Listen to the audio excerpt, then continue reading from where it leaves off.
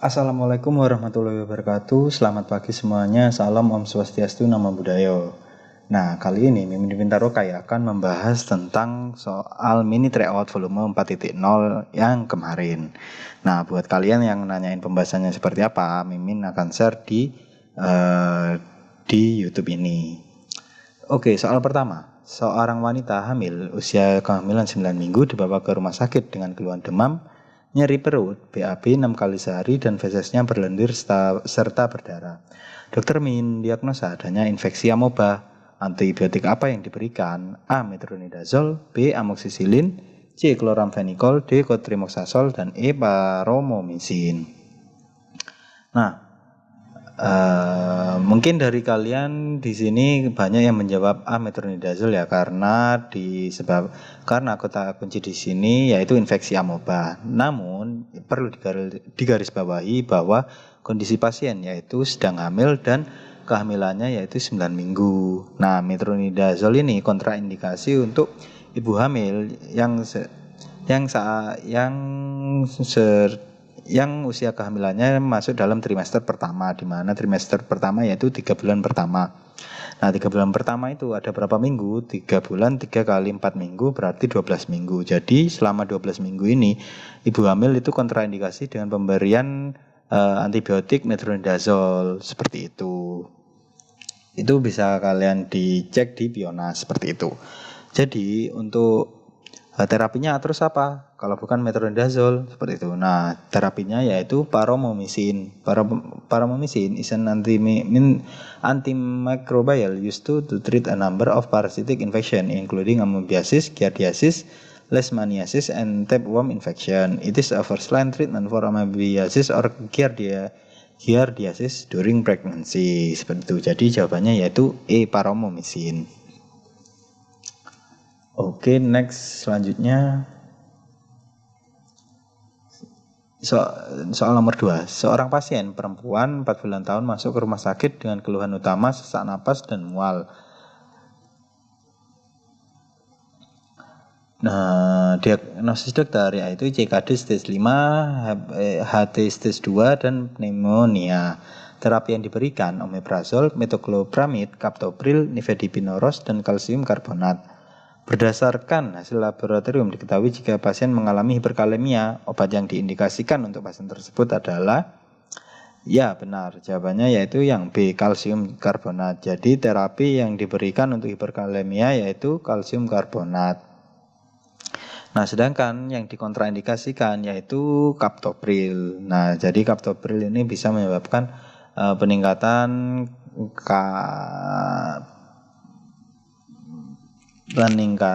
kalemia, yaitu bisa menyebabkan hiperkalemia seperti itu. Oke, soal selanjutnya. Seorang pasien laki-laki 56 tahun menjalani rawat inap di rumah sakit dengan diagnosis CKD. CKD itu chronic kidney disease atau gagal ginjal ya. Terus kemudian hipertensi stage 2 dan pneumonia. Obat yang diberikan ialah infus NaCl 0,9%, lisinopril, nifedipin, sevelamer, furosemid, metoclopramid, omeprazol, natrium bikarbonat, ciprofloxacin, dan paracetamol jika demam. Interaksi obat apakah yang terjadi? Nah, jawabannya yaitu E, sevelamer dan ciprofloxacin. Nah, karena apa? Jawabannya yang E, karena sevelamer dapat mengurangi bioavailabilitas ciprofloxacin hingga sekitar 50% seperti itu. Nah, mungkin terkait interaksi obat ini kalian perlu sering-sering mendapatkan sering mengerjakan soal-soal interaksi obat agar nanti kalian bisa hafal secara tidak langsung seperti itu. Jadi perbanyak latihan soal ya. Oke, soal selanjutnya. Seorang pasien perempuan 25 tahun menjalani kemoterapi kanker payudara stadium 2 dengan regimentasi FAC, doxorubicin 5 fluorouracil dan cyclophosphamide. Sebelum mendapatkan regimentasi ini, pasien pernah mendapatkan terapi docetaxel plus trastuzumab TCH. Tetapi hasil evaluasi pengobatan tidak memuaskan. Pada hari kedua diketahui urin yang dikeluarkan berwarna merah yang diduga akibat efek samping yang kemoterapi dan dokter mendiagnosis dengan sistitis hemoragik. Obat apakah yang bisa menyebabkan efek samping tersebut? A. Doxorubicin, B. Docetaxel, C. 5-fluorouracil, dan D. Siklofosfamid, dan E. Trastuzumab TCH. Sedangkan jawabannya yaitu D. Siklofosfamid. Nah, mungkin banyak dari kalian yang menjawab doxorubicin. Mungkin kalian menjawab doxorubicin karena kan rifampicin obat TB itu efek sampingnya kan urin merah. Mungkin karena vokal dari kata-katanya itu mirip rifampicin, doxorubicin. Padahal jawabannya yaitu yang bisa menyebabkan urin merah berdasarkan opsi di sini yaitu yang D, siklofosfamid. Oke, soal selanjutnya. Seorang perempuan usia 65 tahun mengalami mual, muntah, lemas, dan sakit parut. Pasien mengalami hal tersebut setelah menelan setidaknya 10 tablet paracetamol karena tidak tahan dengan sakit kepala yang dialaminya. Pasien diberikan antidot berupa N-asetilsistein. Mengapa antidot tersebut dapat digunakan pada kasus keracunan pada pasien? Jadi jawabannya yaitu yang E. Antidot menggantikan glutathione untuk mendetoksifikasi metabolit beracun, seperti itu. Nah, kenapa jadi mekanismenya yaitu N-asetilsistein ini menggantikan glutathione untuk mendetoksifikasi metabolit racun, seperti itu. Oke, nomor 6. Pasien laki-laki usia 18 tahun menderita diare selama 7 hari dengan feses berlendir dan berdarah. Setelah pemeriksaan laboratorium diketahui penyebab diare yaitu entamoeba histolytica. Apakah terapi yang diberikan untuk pasien tersebut? A. Metronidazole, B. Ciprofloxacin, C. TMP SMZ, trimethoprim sulfamethoxazole, D. Azithromycin, E. doxycycline. Jadi jawabannya yang A. Metronidazole. Nah, ini baru jawabannya metronidazole. Tidak ada yang perlu digarisbawahi di sini. Jadi standar saja soalnya. Jadi kata kuncinya diare disebabkan oleh amoeba, yaitu entamoeba histolytica. Jawabannya A. Metronidazole, seperti itu. Oke, selanjutnya. 7. Seorang pasien laki-laki usia 48 tahun, berat badan 68 kg, dirawat di suatu rumah sakit dan didiagnosa dokter mengalami gagal ginjal akut dengan gejala berkurangnya produksi urin, nyeri pada daerah punggung, dan mengalami udem pada daerah mata, betis, dan kaki. Serum kreatinin nilainya pasien tersebut yaitu 4,2 mg per desiliter. Berapakah nilai GFR pasien? Nah, di sini kalian harus hafal rumus GFR ini. Ini di soal UKI 2021 kemarin, kalau tidak salah soal ini keluar seperti itu.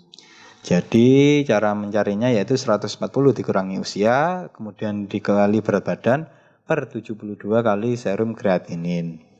Nah, tinggal masukkan saja 140 dikurangi 48 tahun dikali 68 kg per 72 kali 4,2. Nah, hasilnya yaitu 20,687 mg per menit. Oke, soal selanjutnya nomor 8. Seorang perempuan usia 6 tahun dibawa ke UGD rumah sakit. Pasien dalam kondisi lemas, lemah, mual muntah, nyeri parut, dan pucat. Menurut walinya, pasien menelan tablet ferrous sulfat terlalu banyak karena dikira permen. Pasien diberikan deferoxamine sebagai antidot. Bagaimana kerja antidot dalam menetralisir obat pada pasien? Nah, jawabannya yaitu yang C, yaitu mengikat obat dengan membentuk chelat. Jadi bagi antidot deferoxamine mekanisme kerjanya yaitu membentuk chelat. Jadi virusnya itu tidak menimbulkan efek kepada pasien. Oke, soal selanjutnya nomor 9. Seorang pasien perempuan usia 31 tahun menikah, penderita HIV/AIDS selama 2 tahun, berkonsultasi ke dokter di suatu rumah sakit untuk pengobatan penyakitnya. Saat ini pasien tengah hamil usia 3 minggu. Dokter meminta pendapat apoteker mengenai kombinasi antiretroviral yang akan digunakan untuk pasien ini. Apakah ARV yang tepat untuk rekomendasi kepada dokter untuk pengobatan pasien tersebut? A. Sidofudin plus lamivudin plus nevirapin. Nah, jawabannya langsung saja yang A, sidofudin. Jadi ini terkait tata laksana terapi antiretroviral pada ibu hamil seperti itu. Oke, next selanjutnya nomor 10. Pasien dewasa datang ke apotek untuk menebus resep dari dokter berupa sediaan tetes mata untuk mengatasi keluhannya, yakni iritasi mata. Sediaan mata yang tersedia di apotek berupa sediaan tetes mata minidos. Sebagai apoteker, informasi apakah yang harus disampaikan kepada pasien terkait masa pakai obat setelah dibuka? A. Bisa digunakan hingga masa expired date. B. Tidak bisa digunakan lagi setelah 24 jam dibuka. C. Tidak bisa digunakan lagi setelah 3 kali 24 jam dibuka. D. Tidak bisa digunakan lagi setelah 7 kali 24 jam dibuka. E. Tidak bisa digunakan lagi setelah 30 hari dibuka. Nah, jawabannya yaitu yang C. Tidak bisa digunakan lagi setelah 3 kali 24 jam dibuka. Kenapa? Karena BUD obat tetes mata dalam kemasan minidos yaitu 3 kali 24 jam setelah dibuka. Beda dengan BUD obat tetes mata saja, bukan minidos. Nah, jadi kata kuncinya di sini yaitu minidos. Kalau minidos itu 3 kali 24 jam BUD-nya setelah dibuka. Oke, selanjutnya nomor 11, industri farmasi melakukan pengembangan. Oh ya, jadi BUD ini kalian harus hafal. Ini sering keluar tiap periodenya untuk ujian kompetensi apoteker Indonesia. Oke, nomor 11, industri farmasi melakukan pengembangan obat baru. Saat ini tahapan yang dikerjakan yaitu membuat spesifikasi pengemas yang digunakan. Siapakah yang menjamin kesesuaian mutunya? A. APJ produksi, APJ itu apoteker penanggung jawab. B. APJ pemastian mutu atau QA. C. APJ gudang. D. APJ pengawasan mutu atau QC. E. APJ riset dan pengembangan atau R&D. Jawabannya yaitu yang B. APJ pemastian mutu. Kenapa? Karena sesuai menurut CPUP 2012, salah satu tugas bagian pemastian mutu adalah memastikan bahwa pengaturan disiapkan untuk pembuatan, pemasokan, dan penggunaan bahan awal dan pengemas yang benar, serta pengkajian terhadap semua dokumen terkait dengan proses pengemasan dan pengujian tiap batch dilakukan sebelum memberikan pengesahan pengelulusan untuk distribusi produk jadi. Penilaian hendaklah meliputi semua faktor yang relevan termasuk kondisi produksi, hasil pengujian selama proses, pengkajian dokumen pembuatan, pengkajian penyimpangan dari prosedur yang telah diterapkan, pemenuhan persyaratan dari spesifikasi produk jadi, dan pemeriksaan produk dalam kemasan akhir. Nah, itulah salah satu tugas bagian dari pemastian mutu atau QA yang menjadi jawaban pada soal nomor 11 ini. Oke, kita lanjut dulu nomor 12. Seorang pasien laki-laki masuk rumah sakit dan mengeluhkan nyeri pada perut bagian depan, bagian bawah, tembus ke belakang disertai retensi urin. Diagnosa pasien adalah clogged abdomen dengan batu pada ureter. Riwayat pengobatan yang digunakan yaitu metformin 500 mg 2 kali 1. Nilai kreatinin serum atau hasil lab dari pasien ini yaitu nilai SCR-nya yaitu 3,3 mg per desiliter, bun 31 mg per desiliter, dan asam urat 9 mg per desiliter. Terapi yang diberikan ialah injeksi ranitidin 3 kali 1, metamizol 2 kali 1, furosemid 2 kali 1, tamsulosin HCl 2 kali 1, metformin 2 kali 500 mg. Obat manakah yang dikontraindikasikan untuk pasien tersebut? Nah, jawabannya yaitu yang D. Kenapa metformin? Nah, diketahui metformin tidak boleh digunakan apabila nilai serum kreatininnya yaitu lebih dari 1,5 mg per desiliter. Seperti itu. Jadi, obat apa yang digunakan? Nah, kita cari obat dari golongan yang lain, yaitu selain golongan biguanid yang intinya itu tidak kontraindikasi pada kondisi pasien seperti ini, yaitu bisa dikatakan ini pasien mengalami gagal ginjal. Oke, selanjutnya nomor 13, seorang pria berusia 50 tahun menderita hipertensi dengan riwayat DM. Pria tersebut datang ke apotek dan menanyakan ke apoteker berapa target tekanan darah yang harus dicapai. Apoteker menjawab jika target tekanan darah pasien yang perlu dicapai yaitu, nah tanpa melihat ini jawabannya, tanpa melihat kuncinya, jawabannya apa? Ya benar, jawabannya yaitu kurang dari 140/90 karena kata kuncinya di sini pasien usianya kurang dari 60 tahun dan pasien itu juga ada riwayat DM. Nah, ya, untuk pasien di bawah usia 60 tahun, maka target terapi tekanan darahnya yaitu kurang dari 140/90. Apabila lebih dari 60 tahun, maka target terapinya yaitu 150/90. Oke, next soal selanjutnya.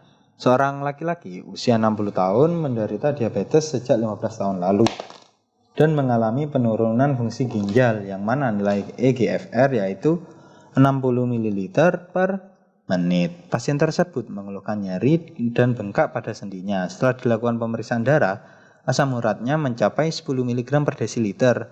Terapi apa yang direkomendasikan untuk pasien tersebut? Jawabannya C, yaitu allopurinol. Oke, soal selanjutnya. Suatu industri yang memproduksi tablet paracetamol untuk nyeri kepala ingin menambahkan bahan aktif lain ke dalam kandungan obat tersebut. Sebelum memproduksi obat tersebut, industri harus melakukan registrasi. Registrasi dengan kategori apakah pada kasus di atas? Nah, kata kuncinya di sini yaitu industri obat ingin menambahkan bahan aktif lain ke dalam kandungan obat. Jadi jawabannya yaitu D, registrasi variasi mayor. Kenapa registrasi variasi mayor? Karena terjadi perubahan formulasi, metode, spesifikasi, supplier sehingga dapat merubah indikasi, aspek keamanan, dan efek terapi. Oleh karena itu masuk dalam kategori variasi mayor atau kategori 4. Oke, soal selanjutnya. Oke, minum dulu. Oh ya, ini di periode kemarin itu keluar di 2021 yang bulan September ini keluar materi tentang regulasi farmasi.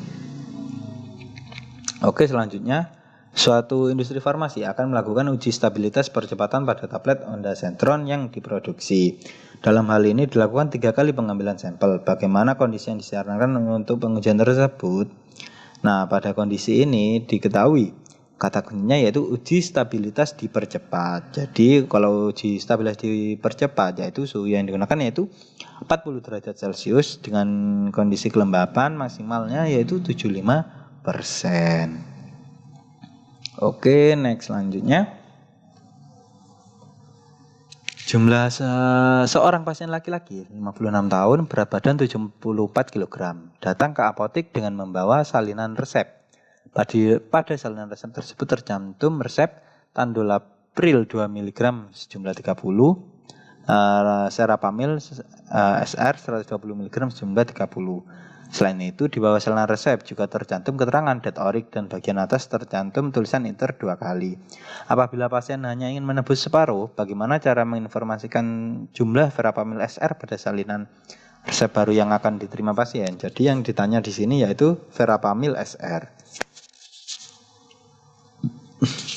Nah, kita tahu jumlah tablet Verapamil pada resep yaitu 30, tetapi ada tulisan ITER 2 kali, di mana bisa diambil 3 kali, sebanyak 3 kali jumlah obat. Jadi 3 kali 30 yaitu 90 tablet. Nah, kemudian pada salinan resep itu juga tertulis keterangan DAT-ORIC yang menandakan telah diberikan sebanyak 30 tablet yang pertama. Nah, apabila pasien ingin menebus hanya 15 tablet separuh, jadi cara menginformasikannya yaitu ditulis DAT-ORIC plus X plus V, XV yaitu akar Romawi sejumlah 15. Kenapa tidak ditulis DAT ITER 1 kali? Karena masih kalau DAT ITER 1 kali itu jumlah yang telah diambil itu sebanyak 60 tablet. Karena cuma diambil setengahnya yaitu 15 tablet, maka ditulis DAT-ORIC plus 15 dalam angka Romawi. Oke, soal selanjutnya. pasien pria usia 50 tahun akan melakukan pemeriksaan rutin. Hasil laboratorium menunjukkan tekanan darah yaitu 170 per 100, gula darah acak 220 mg per desiliter, kreatinin 4,8 mg per desiliter. Riwayat pengobatan yaitu irbesartan 300 mg. Dokter akan memberikan obat tambahan yaitu diuretik. Obat apa yang tepat untuk pasien? A. HCT atau hidroklotiazid, B. furosemid, C. spironolakton, D. chlorthalidone, E. mannitol. Jadi jawabannya yaitu yang B. furosemid. Kenapa? Karena diketahui nilai SCR-nya yaitu 4,8 yang merupakan itu tanda dari CKD state berat atau gagal ginjal state berat. Maka terapi yang sebaiknya diberikan yaitu loop diuretik yaitu furosemid. Nah, selain itu kalau tidak salah ingat di Koda Gimbal jelaskan untuk pasien HT dengan komorbid DM dan CKD yang sudah diteliti dengan ACE atau WRP, addition diuretiknya lebih ke loop diuretik. Tapi yang menjadi patokan di sini apabila CRCL-nya kurang dari 30 ml per menit, mari diberikan furosemid. Apabila lebih dari 30 ml per menit, yaitu diberikan HCT seperti itu. Oke, soal selanjutnya 19. Seorang pria berusia 46 tahun dengan riwayat hipertensi dan merokok lebih dari 10 tahun datang ke klinik. Hasil tes menunjukkan kolesterol total 285 mg per desiliter, LDL 180, HDL 20 mg, dan trigliserida 220 mg. Kemudian tekanan darahnya yaitu 150 per 90. Obat apa yang paling tepat sebagai hipolipidemia pada pasien tersebut? A. Apa yang paling tepat sebagai hipolipidemia atau obat untuk hiperlipidnya yaitu kolesterolnya yaitu A. asam nikotinat, B. kolesterol, C. lovastatin, D. clovibrat, E. minyak ikan. Jawabannya yaitu yang C. statin, karena statin ini first line-nya. First line apabila orang mengalami hiperkolesterol seperti itu. Nah, golongan fibrat, fenovibrat, nah seperti itu diberikan untuk apabila trigliseridanya itu tinggi. Nah, menurut Mimin, pustaka yang Mimin baca itu digunakan apabila TG-nya itu udah lebih dari 500 seperti itu. Oke, soal selanjutnya. Pasien wanita dewasa penderita TB lanjut diberikan kombinasi rifampicin, isoniazid, pirazinamid, etambutol, dan streptomycin injeksi dengan dosis 1 kali sehari. Setelah 10 hari, pasien mengeluh telinga berdengung dan pendengarannya terganggu. Dokter mendiagnosa pasien mengalami ototoksisitas. Obat yang menyebabkan ototoksit ialah E. streptomycin. Jadi efek samping dari obat-obatan TB perlu kalian hafal ya. Ini sering keluar, tapi yang kemarin itu tidak keluar. Oke, nomor 21. Sebuah rumah sakit berencana untuk meningkatkan fasilitas dan ingin melakukan akreditasi untuk rumah sakit tipe C. Saat ini jumlah apoteker rumah sakit tersebut yaitu 2 orang. Butuh berapa apoteker untuk memenuhi akreditasi tipe C? Jawabannya yaitu C, 6 orang. Karena apoteker di rumah sakit tipe C dipersyaratkan sebanyak 8 orang sehingga perlu ditambah 6 orang agar dari 2 orang yang ada memenuhi syarat Permenkes nomor 56 tahun 2014 tentang klasifikasi rumah sakit. Oke, soal selanjutnya. Seorang apoteker di rumah sakit melakukan monitoring efek samping obat pada seorang pasien penderita DM. Pasien telah menggunakan amitriptilin 2 kali sehari selama 1 bulan terakhir untuk mengatasi nyeri diabetik, neuropatik, dan mengalami efek samping berupa mulut kering, konstipasi, dan berkunang-kunang saat bangun tidur. Apa obat yang tepat untuk dan aman untuk rekomendasi sebagai pengganti amitriptilin? Jawabannya yaitu yang E, gabapentin. Obat yang digunakan sebagai obat adjuvan pada nyeri neuroleptik akibat DM yaitu gabapentin, pregabalin, dan amitriptilin. Jadi apabila amitriptilin menyebabkan efek samping ini bisa diganti dengan gabapentin atau pregabalin. Oke, soal selanjutnya nomor 23. Seorang pria berusia 45 tahun mengalami diare, mual, disertai rambut rontok. Saat ini pasien sedang dalam meminum suatu jenis obat tertentu untuk mengatasi rheumatoid arthritisnya yang dideritanya sejak 2 tahun yang lalu. Mana obat yang di bawah ini yang berpotensi mengakibatkan gejala di atas? Ya, jawabannya C, yaitu methotrexate. Kenapa? Karena penggunaan methotrexate beresiko menyebabkan reaksi deblasi folat yang menimbulkan gejala seperti stomatitis, diare, mual, alopecia, nyelusupresi, dan peningkatan fungsi hati. Oke, selanjutnya nomor 24, seorang pasien datang ke apotek mengeluhkan batuk berdahak dan ingin dilayani kapsul N-acetylcysteine 200 mg sebanyak 20 tablet. Berdasarkan informasi yang didapat dari pasien direkomendasikan oleh saudaranya yang merupakan seorang perawat. Apa yang harus dilakukan apotek tersebut? A. Tidak melayani. B. Tidak melayani pasien karena obat tersebut merupakan obat wajib apotek. C. Melayani permintaan pasien tetapi hanya dilayani sebanyak 10 tablet. D. Merekomendasikan sirup ambroxol yang merupakan obat bebas terbatas. E. Melayani permintaan pasien sesuai yang diinginkan oleh pasien. Jadi jawabannya yaitu yang E. Kenapa? Karena N-acetylcysteine ini sudah termasuk dalam golongan obat bebas terbatas seperti itu. Oke, soal terakhir. Seorang perempuan yang sedang hamil 12 minggu datang ke apotek untuk membeli obat cacing untuk dirinya. Pasien mengeluh duburnya gatal terutama pada malam hari dan ditemukan cacing kecil putih pada bagian rektalnya. Pasien tersebut meminta obat mebendazole tablet karena pernah memberikan ke anaknya yang pernah terinfeksi cacing dan berhasil sembuh. Apoteker menolak permintaan tersebut dan menyarankan obat cacing lain. Apa alasan yang disampaikan kepada pasien? Jadi jawabannya yaitu C. Obat tersebut bersifat teratogenik. Nah, seperti itu. Jadi untuk mebendazole pada ibu hamil tidak diperbolehkan.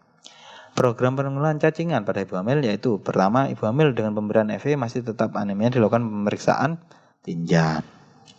Nah, di sini mebendazole disebutkan setelah pemberian 0,5% obat akan diabsensi kemudian dosis untuk dewasa. Nah, kontraindikasi untuk ibu hamil karena ditemukan efek teratogenik pada hewan coba. Pada anak usia di bawah 2 tahun perlu berhati-hati seperti itu. Jadi kontraindikasi untuk ibu hamil karena ditemukan efek teratogenik. Oke, sekian pembahasan mini tryout volume 4.0. Mungkin dari teman-teman apabila ada yang jawabannya enggak gini, aku nemuin referensi seperti ini. Oke, kalau kalian ada yang mau didiskusikan bisa kalian tulis di kolom komentar. Oke, terima kasih. Kurang lebihnya Mimin mohon maaf. Wassalamualaikum warahmatullahi wabarakatuh. Selamat pagi semuanya. Salam Om Swastiastu, Namo Buddhaya. Salam kebajikan untuk kita semua.